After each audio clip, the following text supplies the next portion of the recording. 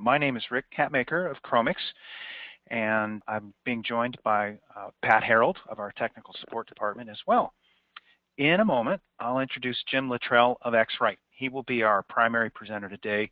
He'll talk today on mostly a business level, but he'll also get a little technical, especially with the ISO M designations. So at this point, thanks for joining us, and I'll turn it over to Jim. Well, thank you very much, Rick. I thank all of you for showing up, and we hope that we'll have a very productive little session here. So, topic about new ISO measurement standards, how they affect your business. Our first slide kind of establishes the premise for that, and that's because when we think about color and how important color is to your customers, these are some pretty telling statistics. How 70% of consumer buying decisions are made at the shelf, and I think that one over on the right where 60% of these decisions where color accounts for whether people accept or reject a job, all highlight the importance of your ability to reproduce your customer's brand color cost effectively. So actually accuracy is one thing, but you have to do it in a cost effective way. And so that's what we wanted to talk about today, because as you can see with these kind of statistics, your customers, there's really not a lot of margin for error. They're going to make quick decisions, and color has a lot to do with that. So there's a problem that has arisen, and many of you are aware of that. The ISO has kind of created a standard to try to address the problem. So let's first identify what the problem is. We're going to spend a lot of time today talking about optical brightening agents in substrates. And the increasing amount of OBAs is one reason why the ISO 13655 introduced new color measurement standards. And so we're going to try to explain that a little bit and what the industry has done to try to address this issue of optical brighteners in papers. On the one hand, it's sort of a good thing, right? If you can take paper substrates and without increasing costs, as these paper companies have done, and add agents to make it appear to be brighter, it appears to be a good thing. The same thing happens in inks and toners, where fluorescents are added. The net result is the appearance of the paper or the substrate looks brighter, and it's found in papers, plastics, inks, and toners. However, there's a problem with that, and we're going to try to highlight that problem in this following demonstration that hopefully you'll be able to see. Basically, what you see in these four different light booth shots are how lighting is and the presence of optical brighteners can affect what people see and perceive. So let me try to explain what you're seeing here. In this light booth, you've got all the same objects, four different shots, but four different lighting conditions. And if you look at the bottom right corner where the UV only is, what you're really seeing in those other three shots, what looks like one white piece of paper, is really you're seeing four pieces of paper with varying degrees of optical brightening agents in the paper. So now that you know what you're looking at, let's go up to the top left box. In that illustration, you'll see that it's using common household lighting or tungsten lighting. And the papers in front look relatively similar to each other. Hopefully you can see that the paper seems to have a warm cast. Now, if you move over to the right, now you're looking at a light source which would be the approximate lighting that you would find in a retail store, where there's a common low UV content in the fluorescent tubes in these, as you see in many of these stores. And again, there's low UV content in that light. And again, the papers look somewhat similar to each other, though they look a little bit warmer than in the first example. Now, if you go to the bottom left example, this is an example with the daylight illuminant, where you have much more UV content. And now, if you look carefully, I know on my screen I can see, you may not see it through your webinar view of this. Now you can see a little bit of difference in the papers that have more optical brighteners added to it. And then obviously over on the right, where now the lighting is just like a black light or UV light only, now you can see that there are differences in that paper stock. In that bottom right corner, I think it's also interesting to see that if you'll notice the other elements in that light box are lit up to show that we even have the presence of optical brightenings or fluorescence in inks and toners, as you can see in that blanket that it's lit up as that ink is fluorescent. So what this is really helping us to see is that optical brighteners have an effect on what we see in the paper. If you're having a measurement device that's measuring your printed output, it needs to be able to understand and see that difference. This illustration shows that different lighting creates different results. So now that you have this happening, then you have to make sure that when you're now trying to use a spectrophotometer and you're trying to create consistent color within a spec, you've got to be able to make sure that what's looking at that paper and the inks and measuring the inks on that paper is able to take into account the effect that optical brighteners have on this job. So what ISO has done in order to try to address this challenge is to create a new measurement standard, and that's with the ISO 13655. And it defines a new standard for the different spectrophotometers that are used in the graphic arts industry and how they measure, so that now you're able to get and be able to compare and have accurate data, because now these measurement devices are falling in line with the ISO standard. So we're going to talk about that. The ISO there's 4 distinct measurement conditions. They have what's known as M0, M1, M2, and M3. And they're all different, and we're going to try to take a moment just to kind of explain the difference. This first chart, if you look at the left side versus the right side, you can see that there's a blue line, a red line, and a green line. So these represent different measurement devices that have a light source inside the spectrophotometer that is different, whether it's UV included, a D50, or the UV is excluded. Now it's interesting, if you have paper stock or a substrate that has no optical brighteners, then you can see that those lines really much line up right on top of each other. There is no difference. However, when you have paper stocks that have optical brighteners, now notice how the 3 different devices, depending on the lighting inside the device, they'll all measure a little bit differently. And so this graphic kind of shows the problem that optical brighteners have created. And now the ISO, by creating this standard, allows manufacturers of these measurement devices to be able to consistently report, so that now you can compare an apple to an apple. So let's talk about the first one, M0. 95% of all spectrophotometers in the graphic arts industry are typically M0. This is what you'll find in spectrophotometers and densitometers. They've long been in use in the graphic arts using an incandescent or a tungsten lamp inside the device. Now, the problem was, in coming up with a standard, was to create a definition that was broad enough to include all the historical instruments that are in use in the industry. You're probably aware that a few years back, X-Rite and Graytag Macbeth, they merged as a company. I guess the good side of that was they both had long histories of creating incandescent-based devices that both companies had a very, very tight tolerance to aluminum A. However, there are a number of devices in the market, and so the ISO had to make allowances for instruments that had an unknown aluminum or a less strict adherence to aluminum A.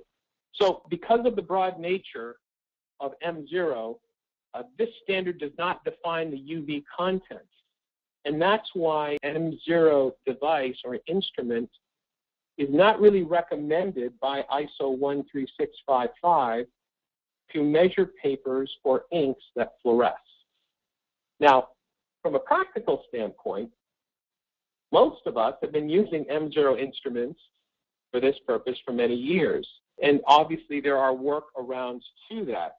The real concern if you're using M0 devices and you have substrates that have optical brighteners in them is that the illuminant inside that device needs to be well controlled and defined by your instrument vendor.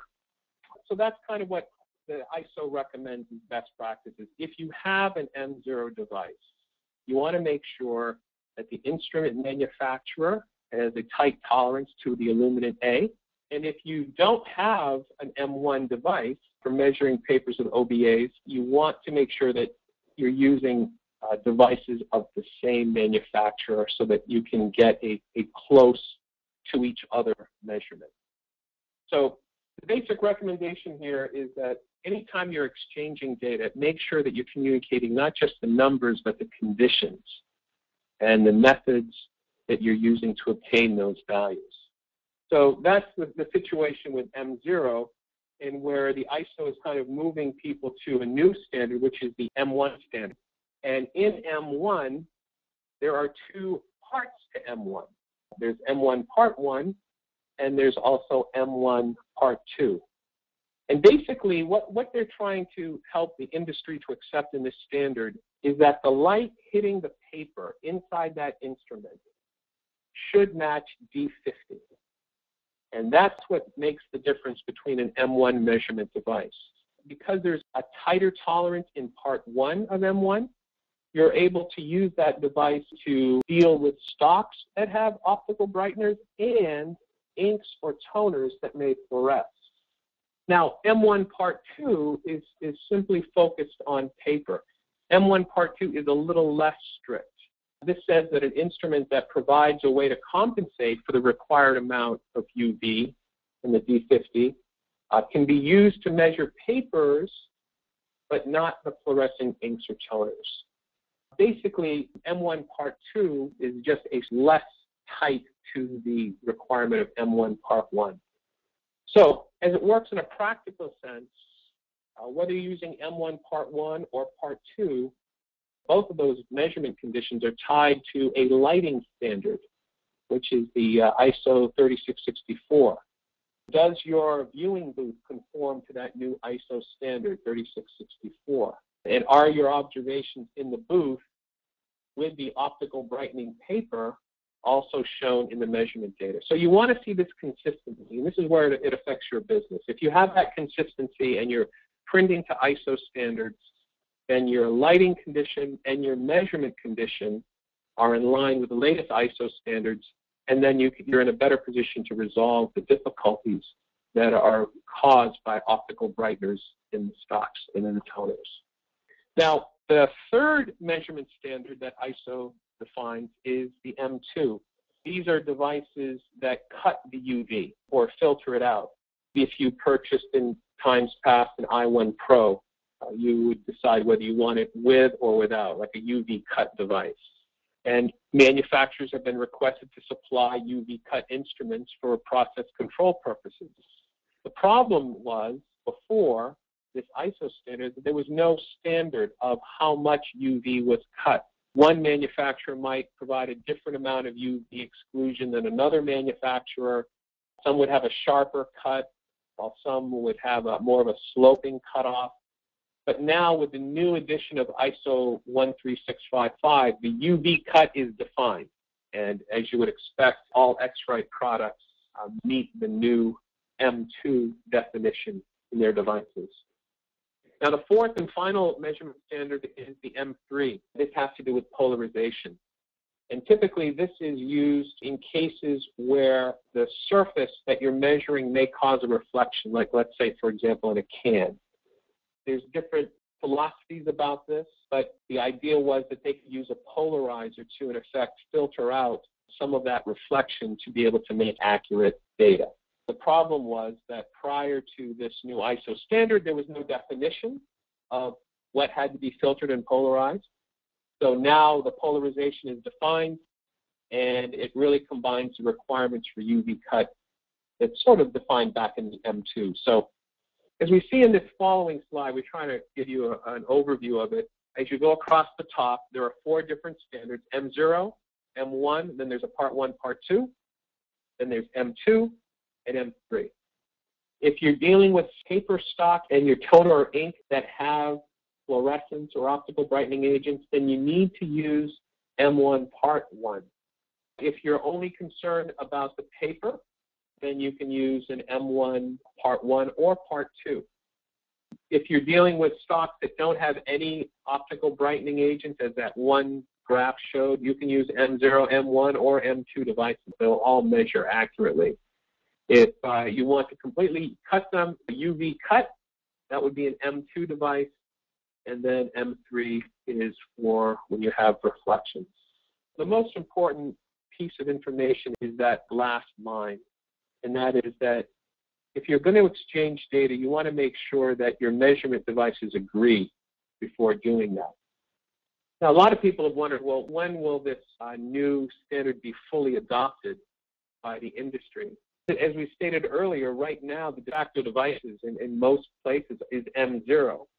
However, the adoption to the new M1 devices, now that that's available, will be driven because of the problems that are being caused by optical brighteners and the fluorescent colorants. So that is driving attention to the problem, and that will also drive the adoption rate, and that's what we're seeing. Now, as you might imagine, being in the measurement device business, X-Rite Pantone has two special solutions, one for the press room, which is the X-Rite Exact, and one device that can be used in the pre-press or pre-media, which is the new i1 Pro 2. The i1 Pro 2 is actually the first device. It came out in April of last year, where you could measure M1 with this device. If you have the old i1 Pro devices in your pre-press, there's a lot of advantages to upgrading to the new i1 Pro 2. Number one, obviously now you have the ability to have the new M1 measurements. It's now designed to have easier maintenance because you can remove the optics and clean it. There's a new ruler bar because there's actually another sensor on the bottom of the device that is lined up with these zebra ticks, as you can see in that lower right-hand corner. And the end result is this technological advance allows you to measure smaller patches, more and smaller patches.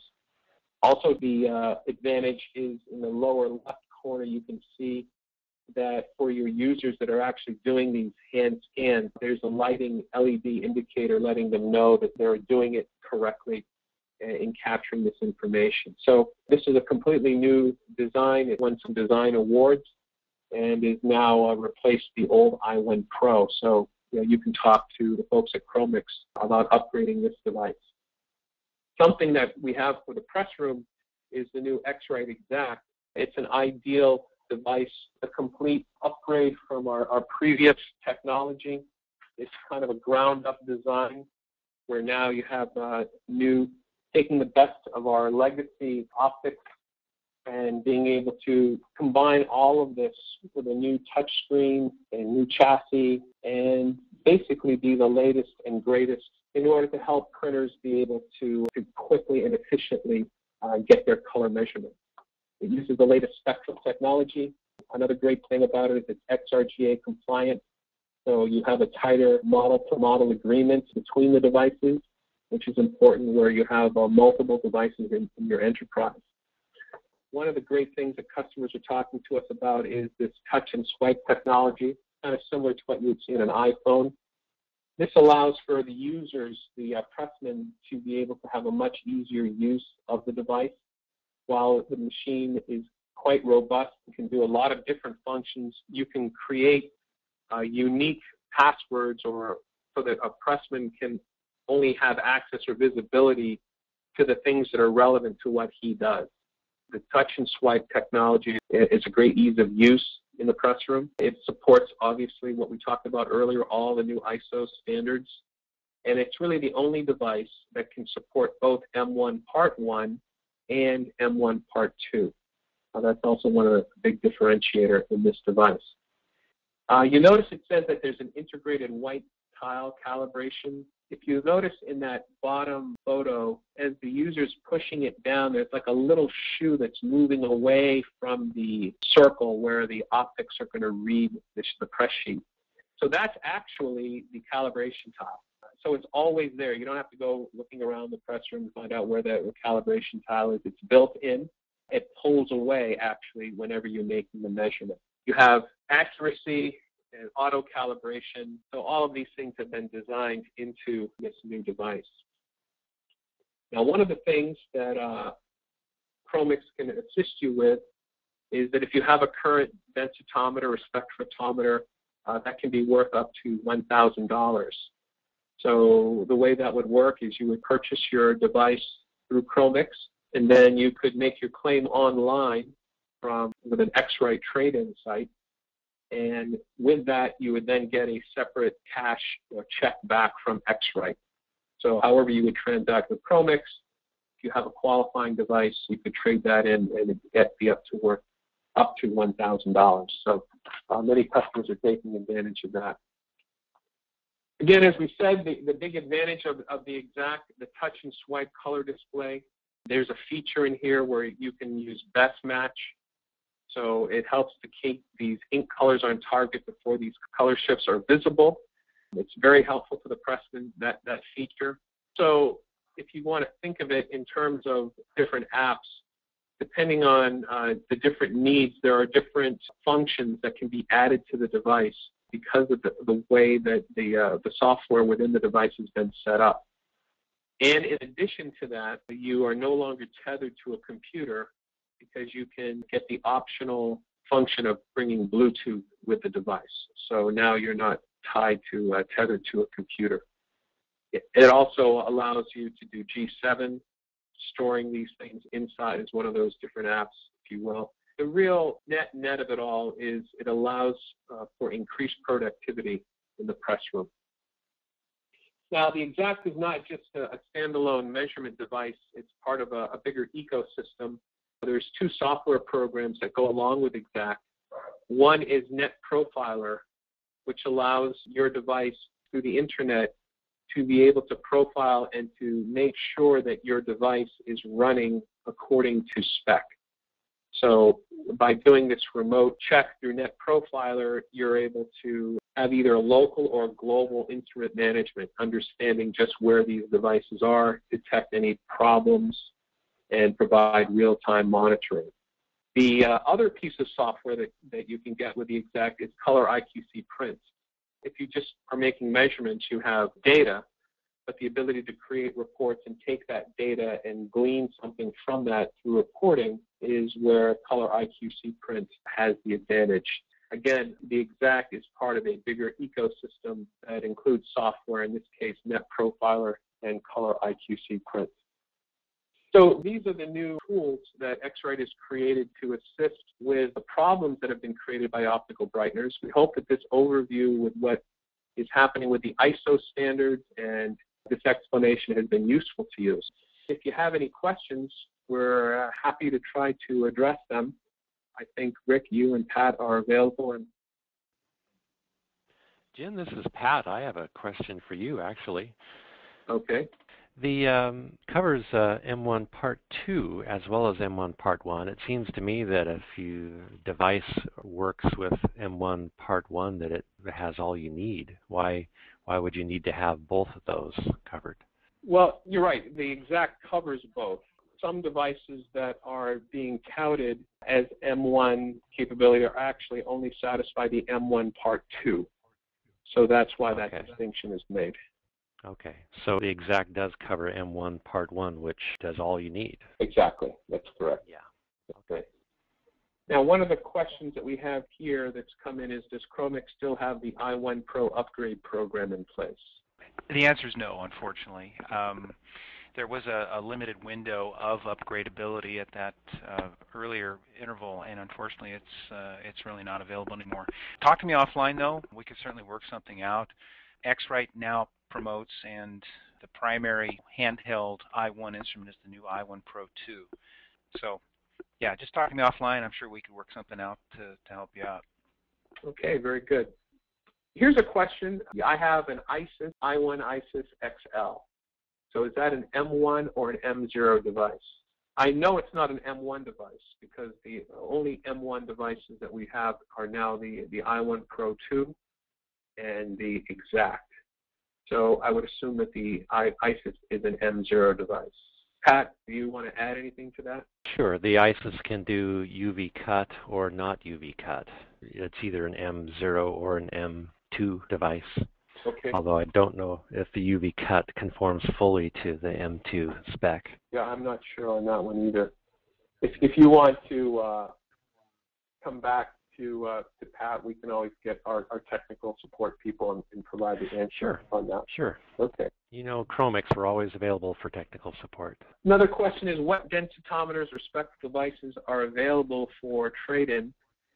If you want to just type into your browser xritetradein.com, you'll be able to go, and there's a page that has all of the different FAQs and all the information actually to file a claim or to answer those questions. So if you have a question about what devices qualify for this special trade-in, just type into your browser. Don't type in just type in xritetradein.com, and that will give you all the information that you would need. The question is, will the ISIS work with I1 Profiler software and read a P2P chart?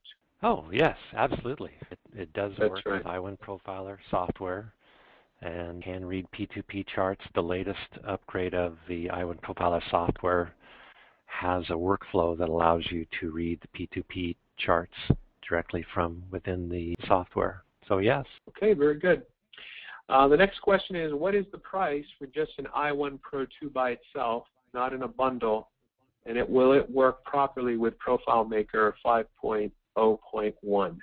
That's an interesting question in a way, because you can't really just buy simply the device. The device has to come with the ruler, the guide, the backer, the carrying case, and all the accessories. So they call that an I1 Basic Pro 2 bundle.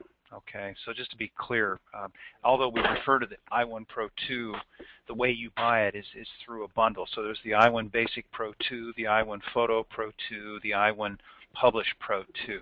Okay, so the I1 Basic Pro 2, the retail price is $11.99, and you'll find on our website that we sell it a little over $1,000 discounted, so plus shipping.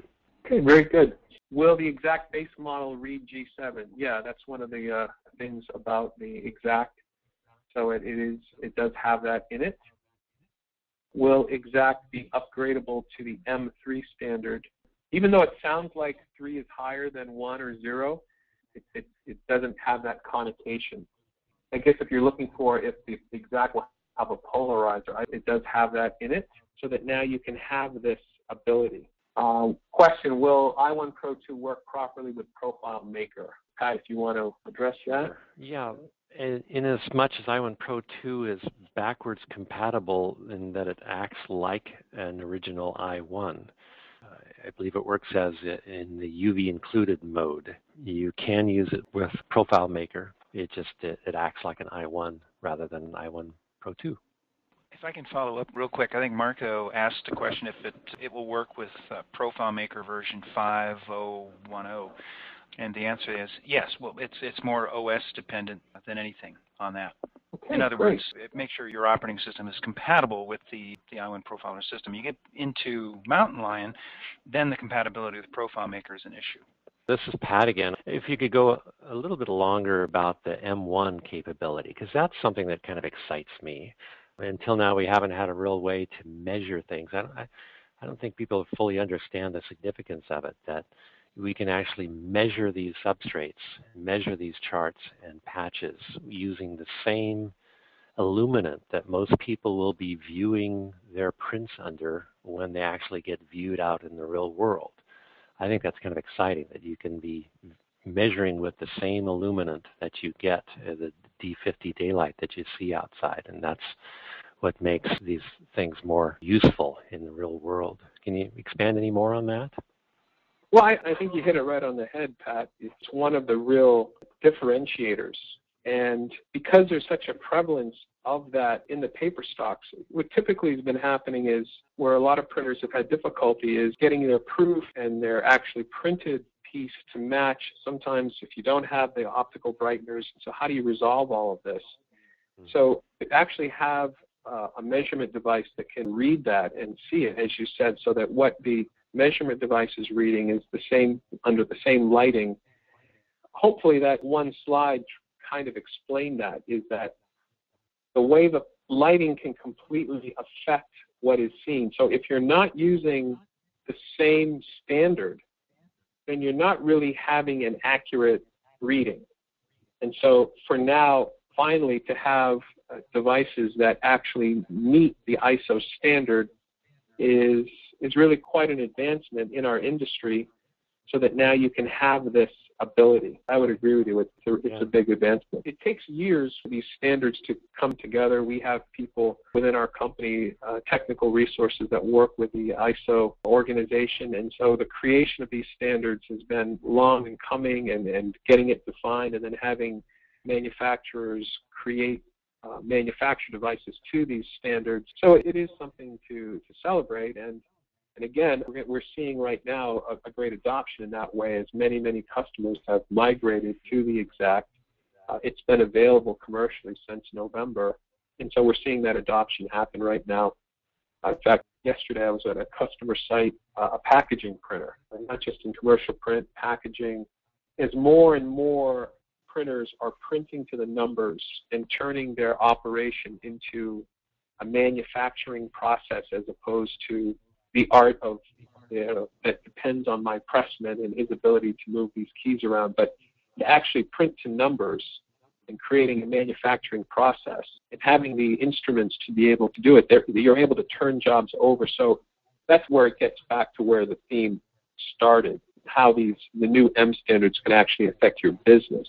What this does is it closes the loop in actually driving cost out of your business, so that now, the ability for you to have jobs that are coming off the back of the press that are acceptable. Now, this process is greatly expedited. So this is what customers are telling us so far. Well, I want to thank everybody for joining us. And if there are questions that we did not address, we'll go back in and contact you each individually, just to make sure that we get your questions answered. Thank you, Jim, for a great presentation. It was very cleanly presented, and I think very straightforward. Thanks, Pat, for answering some questions. And I want to thank everybody for joining us. If you have any questions offline, just send us an email. You can always reach me, Rick, at CHROMiX.com. Pat is Herold, Herold, at CHROMiX.com. And with that, I'll let Jim say one last goodbye. Okay. Well, thank you again. Thank you, Rick. Thanks for inviting us. And thank all of you for your kind attention. And that will wrap up our webinar.